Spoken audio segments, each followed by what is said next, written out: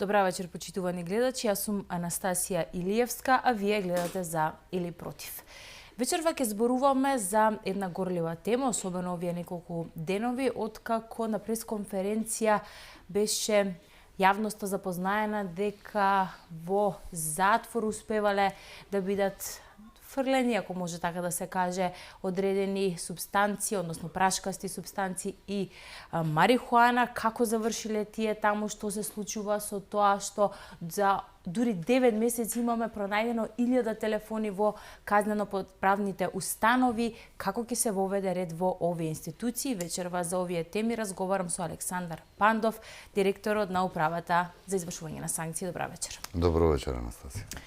Бевте тука во студио некаде пред 8 месеци, речиси 1 месец пред да ја превземете функцијата, и тогаш зборував исто така за еден скандал кој што го обзнанивте тогаш, дека во суштина во казнено-поправните установи нема одреден дел од затвореници и претвореници, што тогаш навистина беше одекна силно во јавноста, а сега излеговте на пресконференција и кажавте уште една работа која што исто така одекна во јавноста, да не ја прераскажувам целата случка, чинам овие изменети неколку дена само и за тоа се зборуваше, за тоа како две лица успеале да стигнат до зидот на затворот, да префрлат одреден предмет кој што подосна се бил пронајден и се воспостави во суштина дека се пронајдени во тоа топче, во таа топка 35 грама бела прашкаста материја за која се сомнева дека е кокаин и 50 грама марихуана.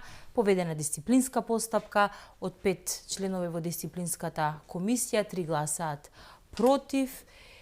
И некако останува неказниво и останува така, да се, ако може да се каже, остава простор за да продолжат овие вакви работи, ако колегите не утврдат вина. За денеска да излезат дел од полицајците оттаму и да велат дека сето она што вие го кажавте на пресконференцијата е лага, или ако можам да цитирам, беа кажани многу невистини, велат, кои не соодветствуваат со реалните постапки што беа превземени од овластените службени лица и целосно негираме таа приказна, вистината е сосема поинаква. Да. Ти благодарам за поканата во емисијата. Оно што јас го говорам, стојам позади тоа, затоа што позади тоа стојат записници, утврдени дејанија, изјави на чинителите. Од каде да почнам? Имено, после информацијата дека се случува тој настан, од кога ме информираше директорот, во разговор со него, двајцата констатиравме дека прва работа што треба да направи е да се формира дисциплинска комисија и тие сите учесници кои што се од тој во стражара, така да речем, на самата капија што бил, до сите останати внатре, кои што јас споделив дел само од снимката на оригиналот, кој што е доставен до Министерството за внатрешни работи, поточно до обвинителството. Јас тој ден информирав дека и ние поднесовме кривична пријава до тие чинители. Многу јасно се гледа што прават и како прават. И па да повторам, доаѓа возило, излегува човек од возилото. Не е евидентиран дека воопшто се појавил некој таму. Фрла топка најлонска. Се појавува одреден затвореник со иницијали ЖЖ и уште еден после тоа со него. Говори на телефон, доаѓа полицаец. Наводно, видете сега, тие сите полицајци што конечно сега негирале кои да се, што не се подпишале дека не било тоа така, ќе имаат можност на обвинителство да објаснат. Меѓутоа, јас понатаму тврдам дека јасно се гледа дека доаѓаат други полицајци, дека со батериски лампи, овој понатака си говори на телефон затвореников, дека он претходно бара таму во тревникот, подосна они детално бараат, не наоѓаат ништо, другиот ден са бајлето се наоѓа топка во која што има 35 грама, се сомневам дека е и верувам дека е кокаин, тоа во полиција ќе утврдат, и 45-50 грама марихуана. Она што најмногу ме изиритира мене, доаѓам до самиот почеток, она што сакав да ви го кажам. Во договор со директорот дека тие, сите чинители, треба да се направи дисциплинска комисија и да бидат казнети на одреден број на месеци, парично 10, 20, 30%. Да, тројца од петорица од комисијата веруваат во нивните изјави дека има записници околу тоа, они тоа го пишувале, не измислував јас од памет, дека затвореникот им вели дека кучката Цеца му го зима часовникот, бега тука во тревникот и дека они треба да му помогнат за да го најдат. Па тоа, не знам, ја вреѓаат интелигенцијата, не моја и твоја, него на секој еден нормален и здраворазумен човек.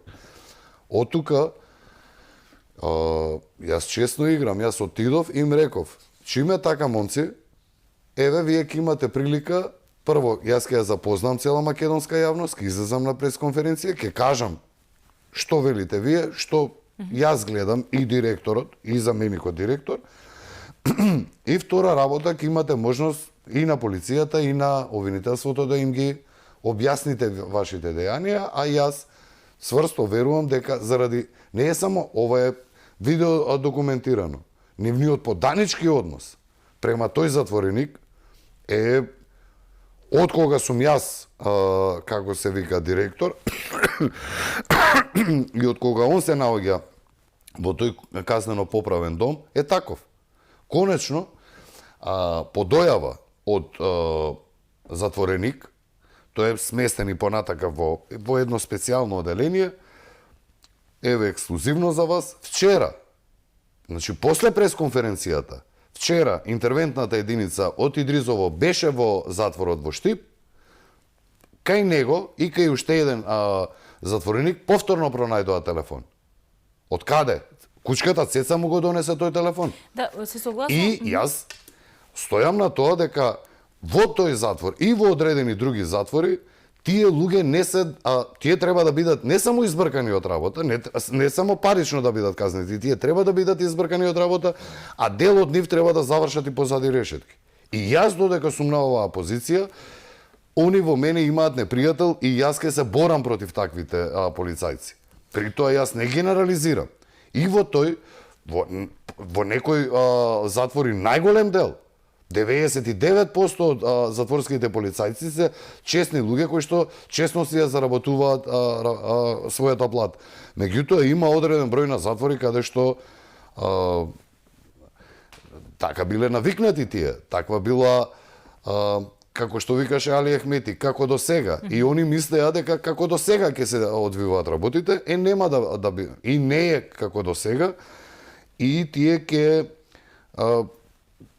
или ќе разберат дека шала нема и дека и работа ќе изгубат и ќе завршат во затвор, или ќе се смират. Сега трета нема.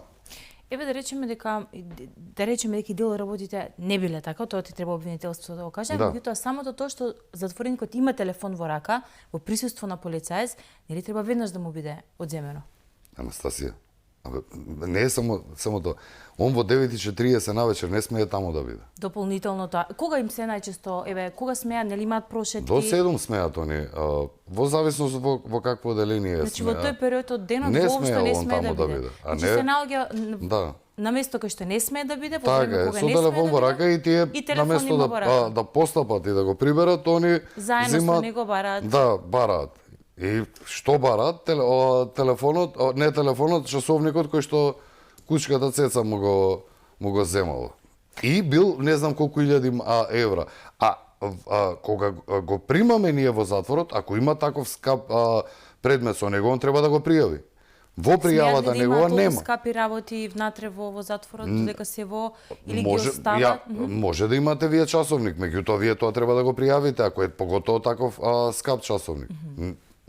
Очигледно и минатиот пат кога бевте тука, зборувавме дека и се согласивме дека телефоните можеби се и најмал проблем, ама очигледно се проблем. Ако се земе во предвид дека за 9 месеци се најдени 1000 мобилни телефони. Тоа е огромна бројка, особено ако направиме споредба со оно што го кажавте, каква е состојбата во другите земји. Еве, не мора да биде Хрватска, ма Косово е навистина да ги повториме за поголем ред во Косово отколку што има кај нас. Да ги повториме бројките во Хрватска 2023 година на 5000 затвореници и 22 затвора најдени се 26 телефони. Во Косово минатата година на 1700-800 затвореници утепано претреси 51 телефон. Кај нас претходно воопшто не се правеле претреси. И јас кога говорев, морам да го расчистиме тоа, кога го пред 8 месеци, тоа беше месец дена после моето назначување. Точно, најголем проблем беше безбедноста од позиција на тоа што еве како овој затвореник и ред други некои затвореници беа во буквална смисла на зборот Анастасија газди на затворите. Што сакаш да прават, тоа правеа. Има истепано и сите затвореници, затворска полиција малтретира, се заканува, рекетира, организира, конечно имаме ние сега против дел од тие затвореници, кои што еве конкретно се наоѓаат сега во затворот во Штип.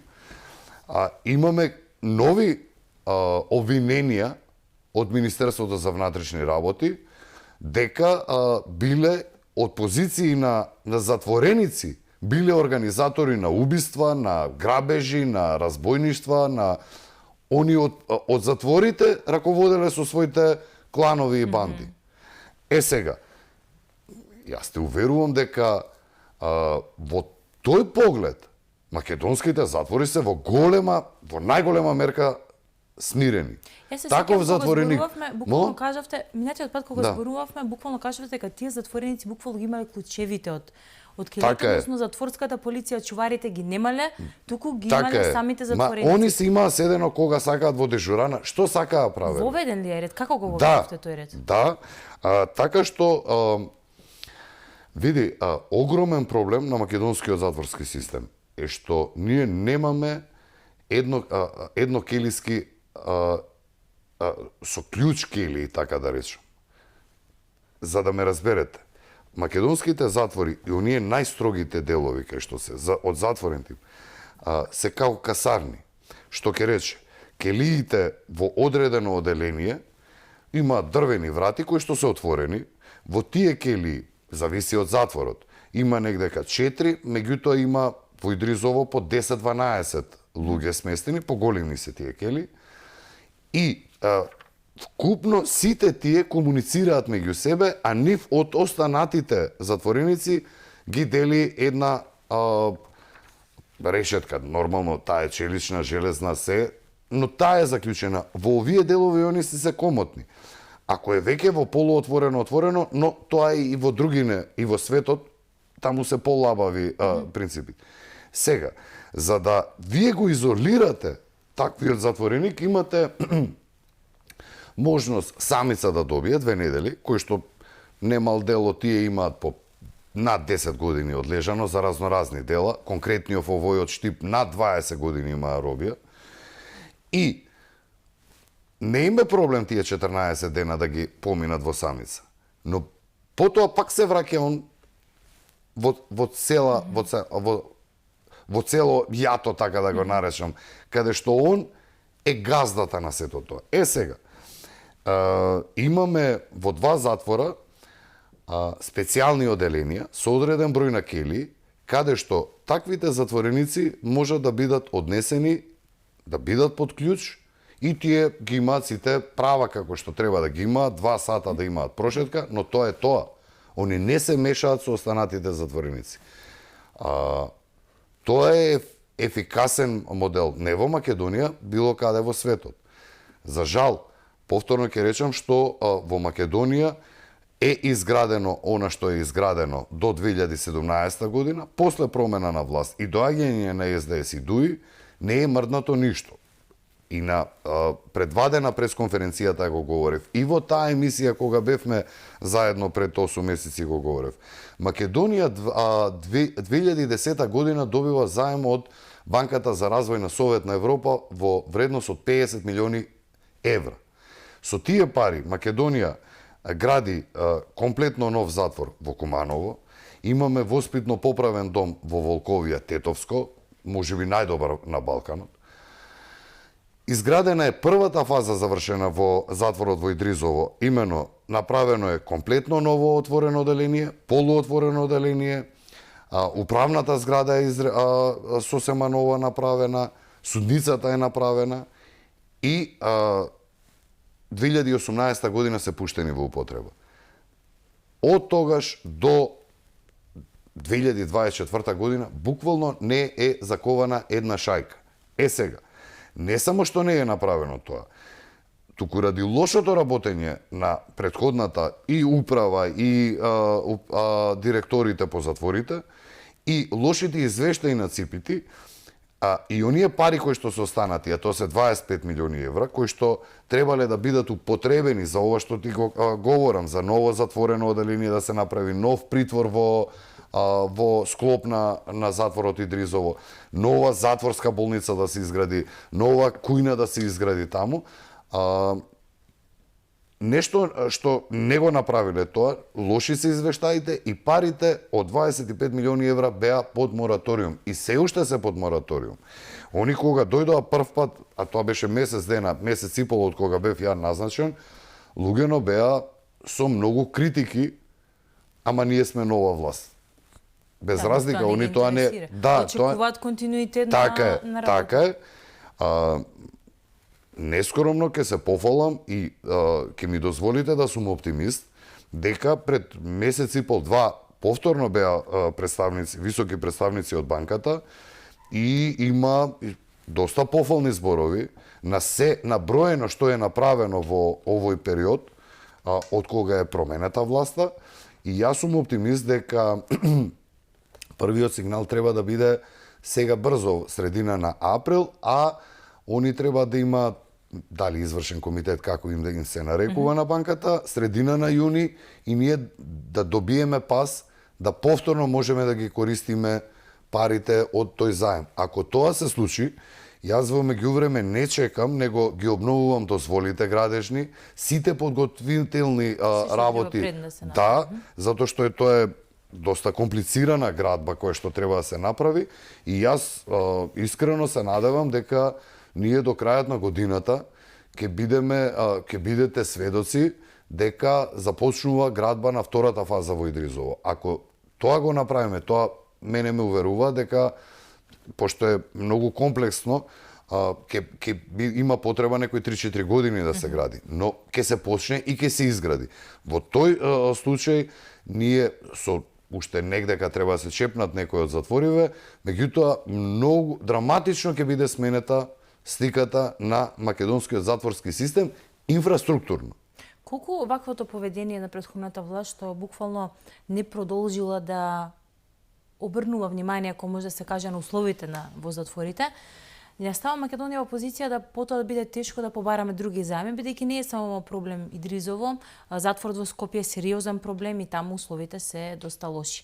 Да. Како ќе ја повратиме таа доверба за да може повторно да побараме да се подобрат условите, бидејќи без разлика какви дели да направиле тие осуденици, сепак имаат право на достојно издржување и на казнат и на притворот, бидејќи биле таму, имаме, нели, и новинари биле, виделе, меѓутоа и вие тоа го знаете дека таму условите се така подчовечки, ако може да се каже. Анастасија, види, со работа, со честна работа, тие луѓе имаат представници. Значи, они од време на време доаѓаат, меѓутоа имаат тука постојани представници кои што гледаат дали и јас и директорите по затворите работиме за подобрување на пошто не повеќе слојни се проблемите во македонските затвори. Еве, до сега говоревме дека безбедноста била број 1, и чисто како подсетување, јас сада не да го довикувам ѓаволот, меѓутоа до моето доаѓање во претходните 2 години 17 возила на затворски полицајци беа запалени. Да. Сега, во овој период не е запалено ни едно возило. Значи, безбедноста мене ми беше на прво место. Сега, кога говориме околу телефоните сега ми се не приоритет. Меѓутоа, огромен проблем е ако затвореник има телефон. Навиката била да секој еден од нив има. И тие навики тешко се менуваат. Дополнително, навикнати биле одреден број на затворски полицајци да имаат екстра приход. Ова исто пак морам да го потенцирам. Најголем дел, били 80% од затворските полицајци се со средно образование. Посочениве ликови кои што се учесници во барањето на дрогата на затвореникот во Штип, гледав од финанси, најмалку што земал затворски полицаец е 57.000, најмногу 67.000. Тоа е за македонски услови и повеќе од задоволителна плата. Особено, нели, ако земеме предвид дека и се вработени со средно, луѓе со факултет не земаат толку. Така е, и при тоа имаат бенефициран стаж. Се согласувам, но како сега, ако тие луѓе биле навикнати, малку им биле 1000 евра, по 3-4.000 евра ако заработувале месечно. Тешко е одвикнувањето. И јас имам разбирање за нив, меѓутоа подршка нормално немаат од мене. Тие луѓе или ќе се одвикнат од тие екстра приходи, или повторно ќе речам ќе ги изгубат работните места и ќе завршат во затвор. Затоа што тоа што го прават е криминал. А тоа го прават одредени затворски полицајци и ден денеска тоа го прават. Борбата нити е за еден ден, нити за една година ќе заврши. Ова на крајот од денот јас на сите им велам, можеме ние идеалниот затворски систем да го направиме, повторно претходниве да се вратат, веројатно ќе го донесат на исто ниво какво што беше ние кога дојдовме. Меѓутоа, желбата, волјата, енергијата која што ја имам, и јас, и најголем дел од директорите, поддршката која што имаме од претседателот на владата Христијан Мицковски, од министерот за правда Игор Филков, од министерот за внатрешни работи Панче Тошковски е огромна и јас ве уверувам и тебе и македонските гледачи и граѓани дека Македонија во нареден период ќе има многу подобар затворски систем.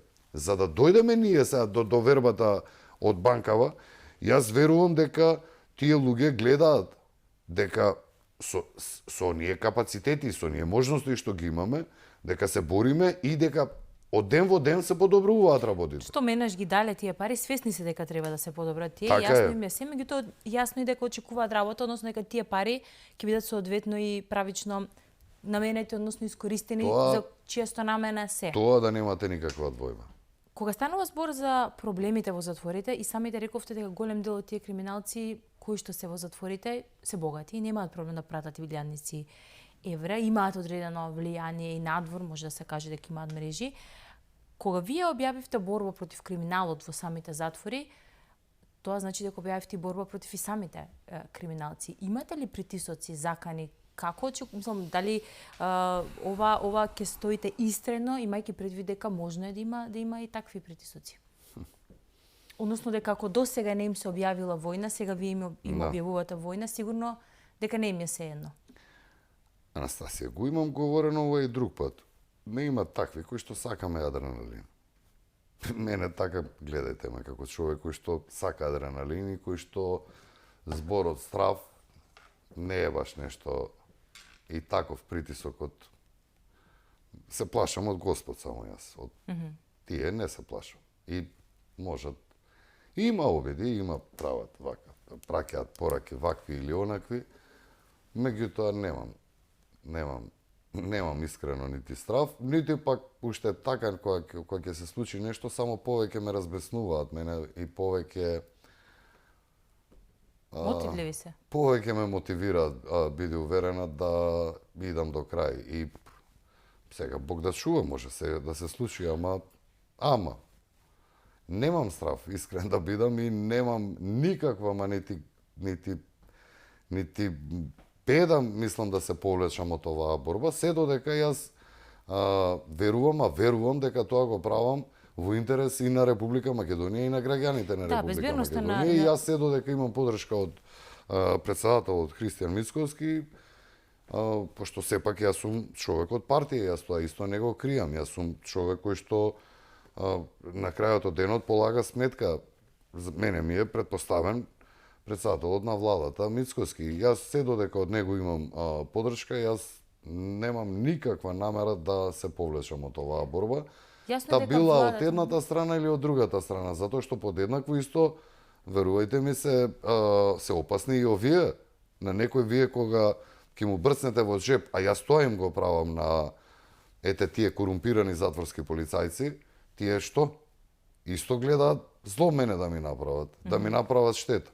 Јасно е дека владата и целиот систем најави борба против корупцијата и против криминалот, и тоа е нешто што најмногу е потребно на Македонија, имајќи предвид ако само земеме за пример дека вчера излезе јавно обвинителство со тоа дека дури вработен во фондот за здравство превземал податоци на вработените за да се земаат подоцна брзи кредити и заглавувале илјадници евра. Криминалот и корумпираноста е во секоја пора и треба да има битка, и тоа сериозна битка. Мислам дека најголем, ако не сите граѓани очекуваат тоа да се случи. Сега споменавте дека очекувате и дека од Министерството за финансии ви се одобрени одредени средства за нови вработувања. Да. Колку таа свежина од новите вработувања ќе помогне за овој систем за кој што веќе говориме се воспостави? Кажавте дека дел од нив се и затворска полиција, а зашто се другите планирани вработувања?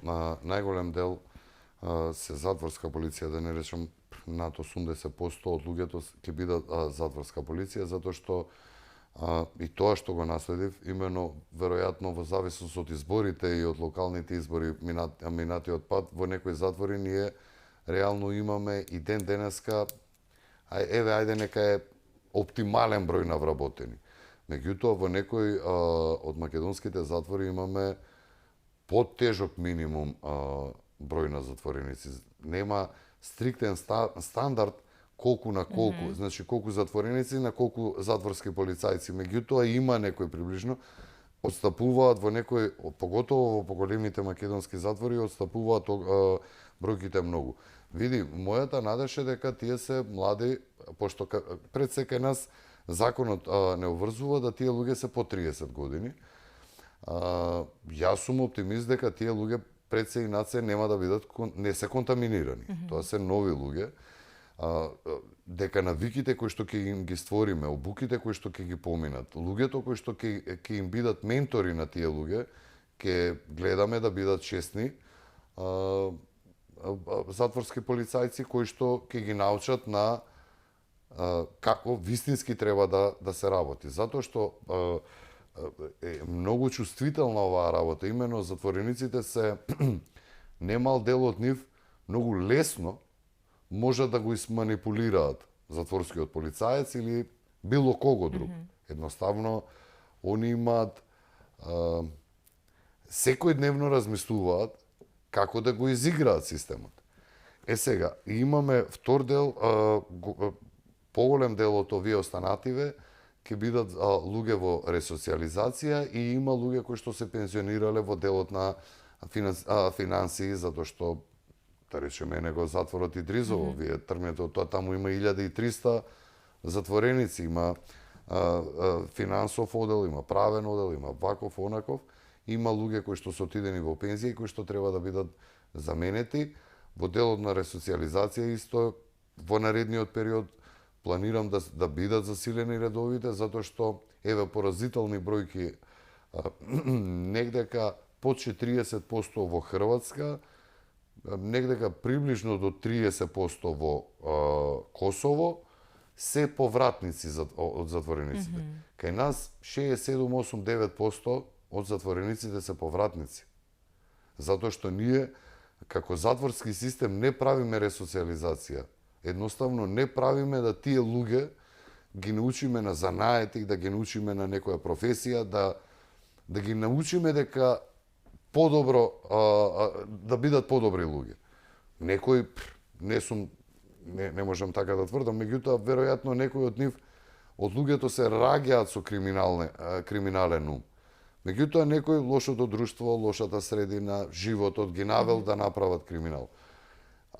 За жал во Македонија излегува работена дека и тој што не е како тако влезен како криминалец, излегува поголем криминалец од затворот.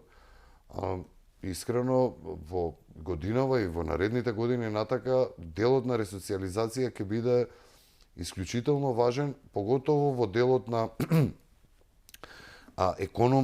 економски да повторно ја вратиме економијата во затворите. Имено ние потекнуваме од тој југословенски затворски систем кој што бил еден од најдобрите во светот, каде што ретко кој затвореник не бил работно ангажиран. Сега нашиве затвореници доаѓаат као во хотели, јадат, спијат, ништо не работат едноставно, а преку работата они ќе научат некој занаети повторно, ќе добијат некои професии и ќе имаат многу помалку време од тоа сега кое што го имаат за да се тепаат, да се дрогираат, да прават лоши работи по затворите, и тоа е исто работа која што во наредниот период, повторно ќе ти кажам, засилени дополнително со овие нови и затворски полицајци и луѓе од ресоциализација кои што ќе бидат вработени. Искрено јас верувам дека многу ќе се засили затворскиот систем. Ќе направиме тука една кратка пауза за реклами, па се враќаме назад со вториот дел од ова интервју. Останете со нас.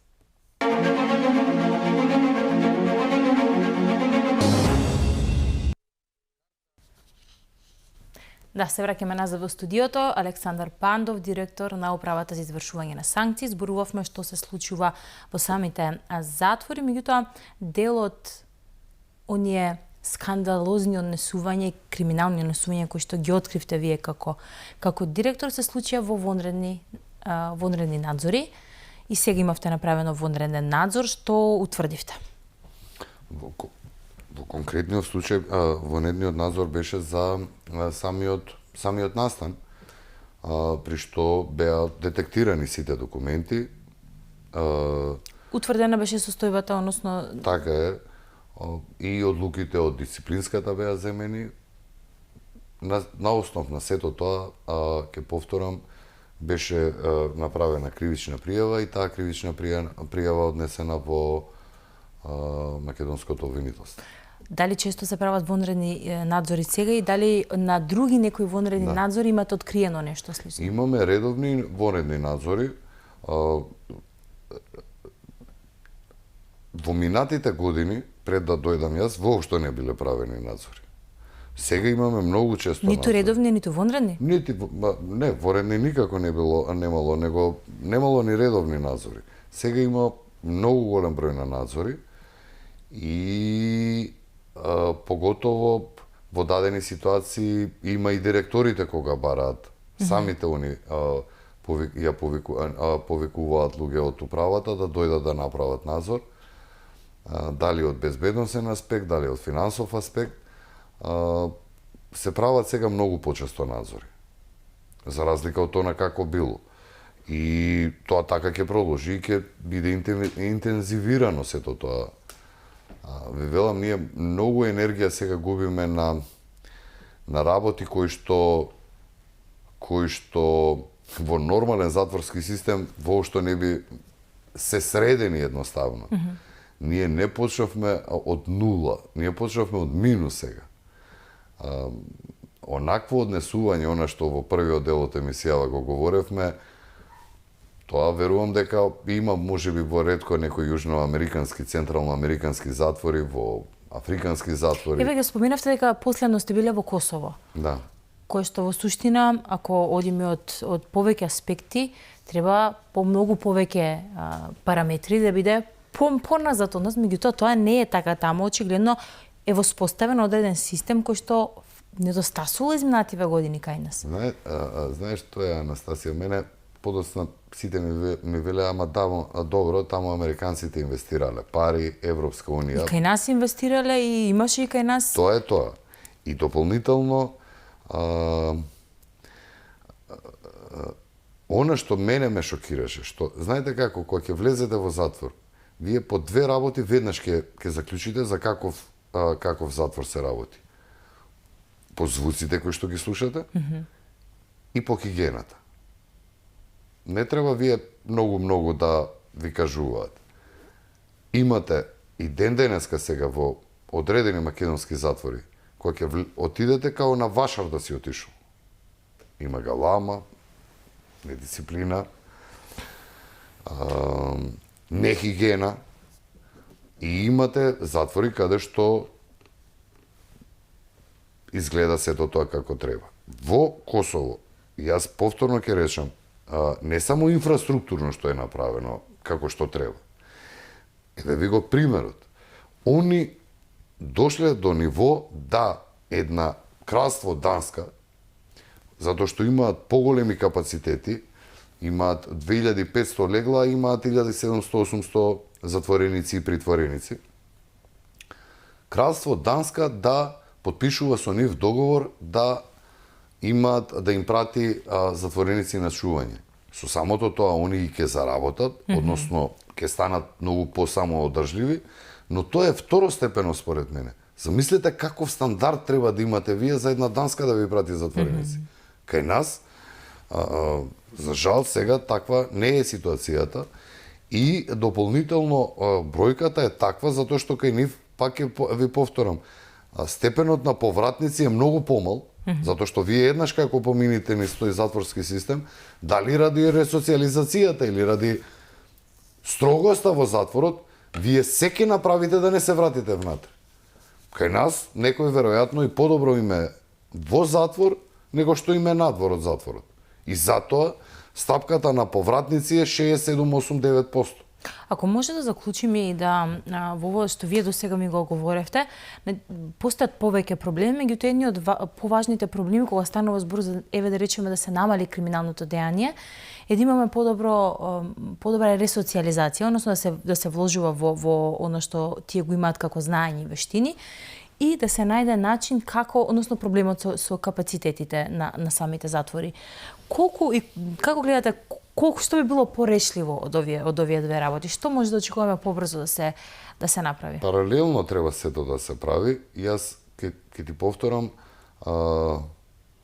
горам од желба да почнеме ние со изграда на втората фаза на затворот Идризово. Тоа ќе биде едно келиски систем и сите такви ќе бидат сместени во тие кели и да речеме во таква ситуација затворот Штип ќе биде максимално растеретен. Затвор, да не говорам за Идризово, самото Идризово, туку и затворот Прилеп, кој што е знак прашање дали тој е од затворен тип, дали треба да биде од затворен тип или од полуотворен.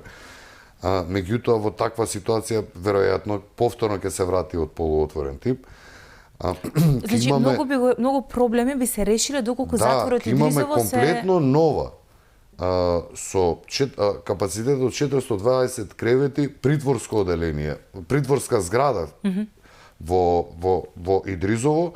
Во тој случај и самата судница која што е можеби и најсовремената судница, немаме по другиве судови таква судница, сега ни седи празна таа, не е во функција, така е. Ги мкнеме и тоа не кошта многу пари за осумничените лица кои што се во притвори, од овој притвор до оној притвор по судовите, тоа чини пари, затоа што се ангажираат, ако се опасни ликови, па се ангажира и специјална полиција. Сега, 420 кревети, затворот во Шутка би бил испразнет во таква ситуација, би се направила негова принамена, прво би се изреновирал, затоа што ќе нема внатре, ќе може да се изреновира и капацитетот во таква ситуација ќе биде многу поголем и ние во делот на инфраструктура во таква ситуација ние ќе бидеме окей. Она што останува и моја должност и должност на директорите и должност на честните затворски полицајци е да ние ги смениме навиките на одредени затворски полицајци. Да разберат дека е забрането внесување на недозволени предмети, дали се телефони, дрога, бодежи, што се не. А тоа постои сега и понатака. Тоа е втор сегмент. Трет сегмент е ресоциализацијата. Ресоциализацијата ние ќе ја подобриме не само преку разговори со затворениците. Ако ние повторно, ти велам, им дадеме професии. Има ли што треба да се направи за државата да им обезбедите некој што ќе ги обучува и ќе ги Оно има инструктори тук и таму по затворите. Меѓутоа, околу тоа тотално биле претходните власти незаинтересирани. Не се реализирале воопшто? Па имало минимално. Сега во одреден број на затвори се градат фарми, се градат, што ја знам, металуршката, има можност во затворениците металургија да работат, столарија да работат, агрокултура може да работат, сточарство може да работат. Тоа ќе биде ем добро за нив, ем за затворскиот систем. Тоа е трета работа која што планираме. Еве конкретно, готово ни е има четврта работа, да речеме пробацијата. Пробацијата ни е во Скопје нешто подобро функционира. Меѓутоа и тоа е далеку од она како треба и како во современите затворски системи и држави функционира. Може да се подобри.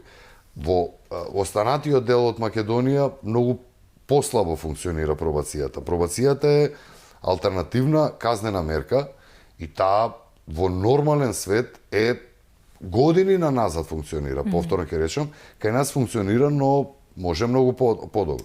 Она што би сакал да го потенцираме дека во минатиот период и сосема на крај сме сега, правиме дополнување на законот за извршување на санкции и сосема нов закон за пробација кој што беше 10 години стар. Пробацијата кај нас е околу 5 години работи и сите оние аномалии кои што се приметени во овие 5 години се сега имплементирани во новиот закон за после 10 години, 2015 година ги добиваме оние чувени алки. Да, тоа ќе беше следното прашање. Да. До каде? Готово е се, завршена, оваа недела завршија со обука лицата кои што ќе ги поставуваат на затворениците алките и ако не следната неделата по Великден, конечно ќе бидат ставени во функција, тоа официјално го тврдам, тоа сигурно така ќе биде. Се е спремно. Значи, се тестираат сега да не биде после, затоа што сепак озбилна работа е тоа, се прават последни тестови. Јас еве деноје треба да ставам и јас самиот сакам да видам да пробате да видите. Да пробам и на мене како и има тие дечки кои што ќе ги ставаат и алки исто ќе ги тестираме на самите себе. И јас следната недела и после таа недела ќе ги промовираме, при тоа веќе е закажена една тркалезна и уште две тркалезни маси со суди да и за околу пробацијата и околу алкиве да се обидеме да ги охрабриме, да ги увериме дека и тоа е казна и дека и така очекувам дека дел од затворските капацитети ќе се подолабават. Па да, досега не било ни земано во предвид бидејќи не сме имале ни капацитети тоа да го... Да, за неколку месеци ние успеавме и тоа да го направиме. Кога станува збор за оно што се случува во самите затвори, предходните имаше особено и ние како телевизија известувавме дека се вршеше одредена дискриминација кон лицата кои што извршуваа, односно ја одлежуваа казната, до тоа да не им беше дозволено да одат на лекарски преглед, со сериозни здравствени состојби беа буквално оставани во затворите, иако нивната здравствена состојба налагаше итност. Каква е состојбата сега, односно се воведе ли некој ред за да нема таква дискриминација кога станува збор за затворениците, имајќи предвид дека во моментов имаме луѓе кои што се во казнено-поправните установи и во притворските оделенија, како на пример за случувањата во Кочани, како за убиствата кои што беа за Вањи Панче. Имаме сериозни членови на наркокартели кои што се таму, кои што во суштина се низ затворите во Македонија. Каква е состојбата сега? Воспоставен ли е барем ред кога станува збор за дискриминацијата на кој што бевме сведоци, Алфа известуваше и навистина беше нечовечка и нехумана? Може да биде многу подобро. Меѓу другото, кога минатава недела кога бевме во Косово, акцентот беше и на здравствената заштита на затворениците. И кај нив ако е 10, кај нас е 2-3. И таму ли сме толку лоши? Многу лоши. Многу лоши. Сега да не звучи како критика, меѓутоа многу сме лоши. Зашто? Затоа што пред се, она што ние го наследивме сега повторно, тоа е наследена состојба. Јас на неколку пати имам зборувано со министерот за здравство Арвен Таравари, кој што исто така е расположен. Има максимална желба да ги подобриме работите, затоа што да расчистиме. Здравствената заштита од 2019 година не е под Министерство за правда, односно Управата за извршување санкции, туку е под Министерство за здравство.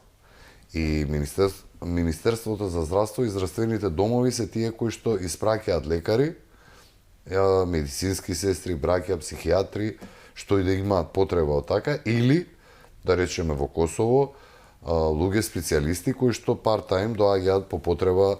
За жал кај нас, освен за основен некој преглед во затворите, за било каков друг по специјалистички зафат, вие мора да тој затвореник или притвореник да го носите на клиниките во Скопје или во поздравствените домови низ Македонија, зависи во кој затвор е. И сето тоа се трошоци, сето е, повторно ќе речам, ние имаме многу лимитирани број на вработени, а за да го однесете вие тој затвореник, треба да одреден број на затворски полицајци да седнат во комбе и да го однесат. Тој не можете сам да го пуштите со такси да оди да се прегледува. Сето тоа прави дополнителни проблеми во.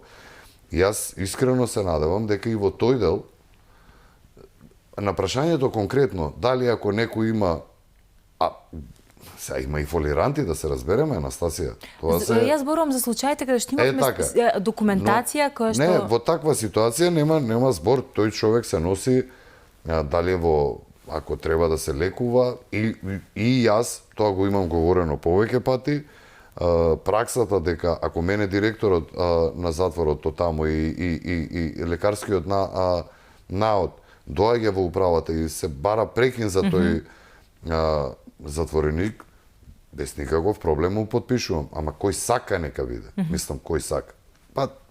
Кој сака нека. И не гледам тука нити вера, нити нација, нити партија, нити било што. Тој на крајот од денот е сепак човек. И тој треба да биде лекуван и ако имал потреба за оперативен запад. Меѓутоа те уверувам и дека дел од нив се опасни фолиранти и кои што гледаат на таков начин да излезат, така да речам, најмала рака од затворот. Сега тоа не е моја работа, тоа е работа на затворските служби по затворите и се води сметка, повторно ќе речам. Она максимум што може да им се помогне на тие луѓе, се помага. А во делот на соработка... Дали може повеќе? Да, она што го видов во Косово, јас се разочарав едноставно. Секој им чест на луѓето. Јас како да ти кажам, не можам да... По што ме го зборувате, јасно е дека има многу работи, многу точки на кои што треба да се работи. Јасно е дека е наследено очигледен хаос и тоа на повеќе, ако да не речам, секаде во општеството. Меѓутоа, од она што можам да го заклучиме дека е многу важна соработката со останатите институции, министерства, бидејќи сега последно го спомнавте Министерството за здравство. Добра ли е соработка? Задоволни сте? Има ли простор, како пример со Министерството за здравство и со останатите министерства, колку тоа ќе помогне да се воспостави овој систем, за да може да заокружиме, да го заокружиме целосното гостување, бидејќи ако може да заклучам нешто и од вашето гостување, од гостувањата на останатите министри, директори и слично, е дека не само што не се обрнувало внимание на одредени институции, министерства, сектори и слично, туку немало никаква комуникација, односно немало никакво секој си работел што си сака, како сака. Јас морам да истакнам дека имам одлична комуникација, почнувајќи од председателот, односно премиерот Христијан Мицкоски до со министерот за кој што е надлежен во Министерството за правда Игор Филков, со министерот за внатрешни работи Панче Тошковски, со со министерот за здравство Арбен Таравари, со обвинителство имаме ние специјално, обвинителство има специјално оделение за полиција и затворска полиција, исто таму има една госпорка која што имаме супер коректна соработка со нејзе. Јас имам одлична комуникација, буквално со секое едно, со министерката за финанси, на која што сум и крајно благодарен, излезе во пресред жената и даде одобрение за нови вработувања. Значи, буквално но она што и ти го констатира и што да го слушаме секојдневно е дека она што е наследено е ние зговорам за кај мене, ние од минус почнуваме. Но еве сега сме во некој позитивен плюс, единица, двојка, ако е лествичката на петка, ние далеку сум јас од задоволен од она како е сега. Има многу простор, има многу мегдан за подобрување. Секојдневно, јас 24/7 сум сега со ова ангажиран и давам буквално се од себе да се ги подобрам работиве. Кога говорам тоа, да направам подобри услови и за вработените кои што се во затворскиот систем и за самите затвореници, затоа што немал дел од затворениците не има во ред што е ова вака како што е. И секој еден кој што го почитува кукниот ред, кој што ги почитува правилата, знае дека во мене има пријател и као што на самиот почеток ти потенцирав, дали се тоа затвореници или се тоа вработени по затворите, ако не работат спротивно на законот, во мене имаат непријател. Посакувам истрено за битката против криминалите и корупцијата, и тоа не само вас, туку на целата влада, бидејќи оно што на сите нас како обични граѓани ни треба е тоа стварно да видиме чекор напред кога станува збор во победата кон оно што значи правна држава, држава без криминал, односно со помалку криминал и со помалку корупција. Ви благодарам за вечерашното гостување. Благодарам за можност. Почитувани, тоа беше вечерашното издание на емисијата За или Против. Секако ви препорачувам да останете на фреквенцијата на телевизија Алфа и вечерва и викендот пред нас. Имајте добар викенд.